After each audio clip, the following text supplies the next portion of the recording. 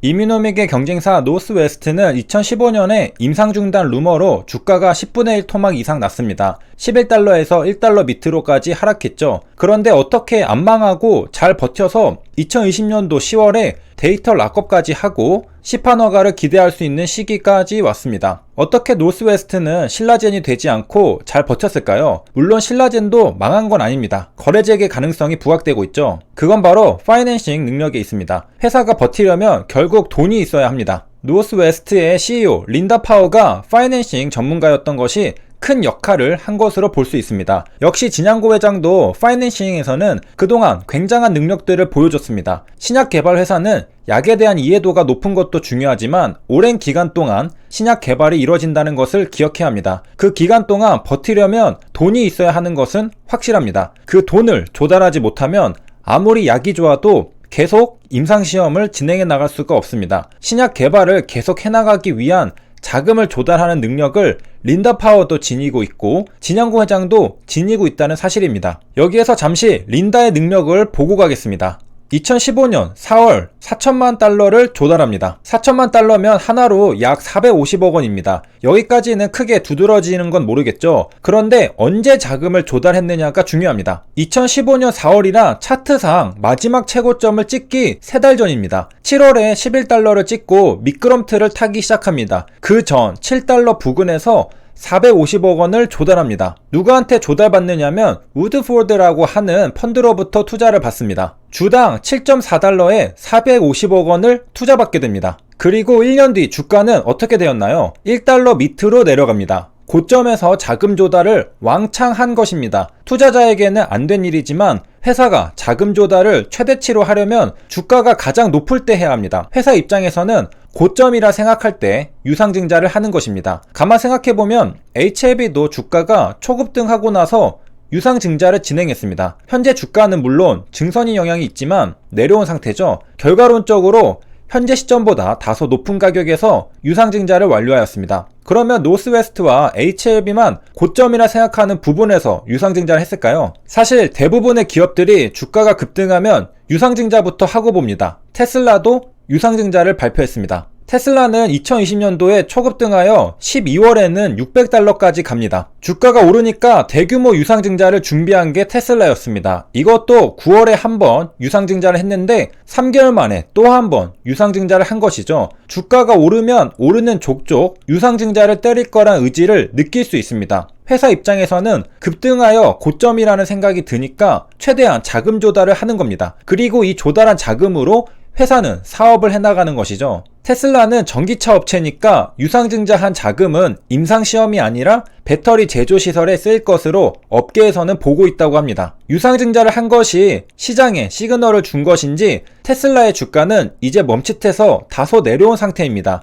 정리하자면 노스웨스트도 HLB도 테슬라도 모두 주가가 급등하니까 고점에서 자금을 조달했습니다. 그리고 이 자금은 결국 회사가 사업을 해나가는데 사용될 겁니다. 사전에 주가가 높을 때 자금을 조달하는 능력이 노스웨스트는 가지고 있었기 때문에 주가가 10분의 1 토막 이상이 나도 버틸 수 있었던 겁니다. 5년 이상을 안 망하고 버텼죠. 주가가 1달러 수준에서는 자금 조달을 하기가 예전만큼 쉽지는 않았을 겁니다. 그런데 미리 기회가 왔을 때 미리 자금 조달을 해놓으니 앞으로 몇 년 동안은 숨이 붙어 있을 수 있었고 결국 임상을 완료하고 시판 승인 신청 준비를 할 수 있게 된 것이죠. 참고로 노스웨스트는 우드포드에게 상당한 신뢰를 줬던 모양입니다. 투자는 이전에도 있었는데요. 2014년도 11월에도 2,500만 달러를 투자했었습니다. 하나로 약 280억 원이 됩니다. 그러니까 노스웨스트는 우드포드로부터 2014년도에는 280억 원을 투자받고 2015년도에는 450억 원을 투자받았습니다. 대략 730억 원이 됩니다. 합치니까 꽤 금액이 크죠? 파이낸싱 능력은 일단 지나고 보니까 그냥 누구나 할 수 있는 것처럼 보이지만 항상 염두에 두고 있다가 기회가 오면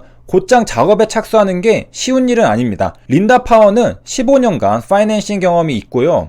진양고 회장은 연세대 대학원에서 경영학 석사학위를 받고 은행에서 근무한 경력이 있고 컨설팅 회사와 투자 회사를 통해 인수합병 경력으로 여기까지 왔습니다. 역시 파이낸싱 전문가라고 볼 수 있습니다. 그리고 일론 머스크도 마찬가지입니다. 펜실베니아 대학교에서 물리학 학위만 받은 게 아니라 경제학도 전공했습니다. 물론 미국이란 최첨단 금융 선진국에서 테슬라를 운영하는 인물이 파이낸싱 능력이 없다는 건 말이 안 되겠죠. 이렇게 이 세 인물 모두 관련 전공을 가지고 있고 관련 업계에서 일한 경력이 있습니다. 그리고 그 능력을 거침없이 보여줬죠. 비교를 하려고 하는 건 아니었는데 머리에 떠오르는 기업이 이 기업밖에 없어서 먼저 주주님들에게 죄송하다는 말씀을 드리면서 헬릭 스미스 사례를 보겠습니다. 개인적으로는 정말 아슬아슬하게 유상증자를 성공시켰다고 생각하는데요. 헬릭 스미스는 2020년 9월 17일 2817억 원 규모의 유상증자를 결정합니다. 여기까지는 큰 특이사항은 없죠. 그런데 역시 시기가 문제입니다.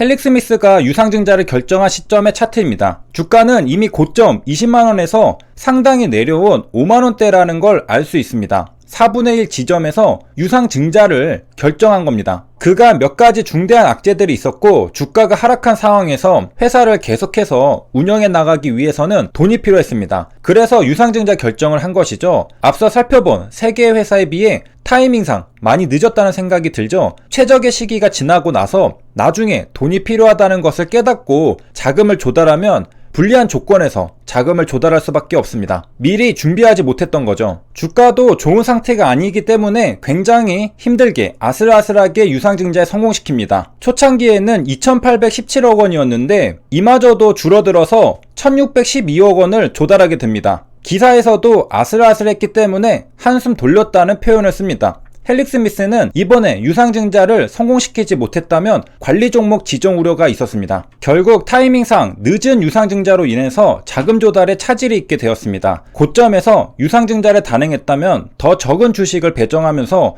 더 많은 자금을 조달할 수 있었을 텐데요. 주가가 우하향하고 투심이 안 좋을 때 유상증자를 뒤늦게 단행하니까 주가는 더욱 약세를 보이게 되고 결국 2,800억 원을 조달하려는 것도 최종적으로 1,600억 원밖에 조달하지 못하게 됩니다.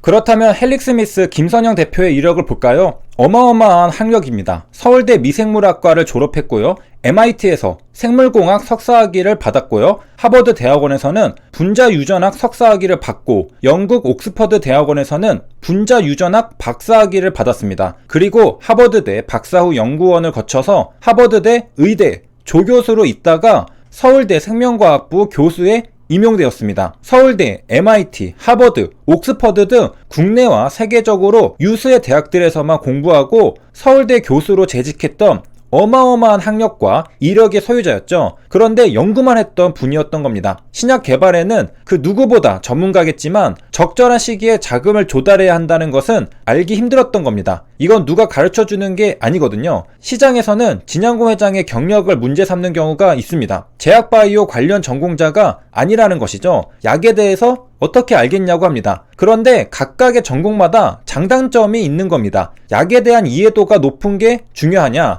자금 조달 능력이 중요하냐 물어본다면 둘 다 중요합니다. 다만 이번 영상에서는 자금 조달이 중요하다는 측면에서 이야기를 해보았습니다. 세 줄 요약입니다. 노스웨스트가 주가가 10분의 1 토막이 났음에도 5년 동안 버틸 수 있었던 이유는 오래전에 두둑히 자금 조달을 미리 해뒀기 때문이었습니다. HLB도 테슬라도 주가가 급등했을 때 두둑히 자금 조달했습니다. 그리고 이러한 결정을 내릴 수 있었던 것은 관련 지식을 가지고 있었기 때문이었습니다. 신약 개발하는 데는 의학 지식도 분명 중요하지만 그에 못지않게 자금 조달 능력도 중요하다는 사실을 다시 한번 알 수 있습니다. 그리고 오랜 시간이 걸리는 신약 개발 회사에서는 특히 자금 조달 능력이 중요합니다. 여기까지 시청해주셔서 감사합니다.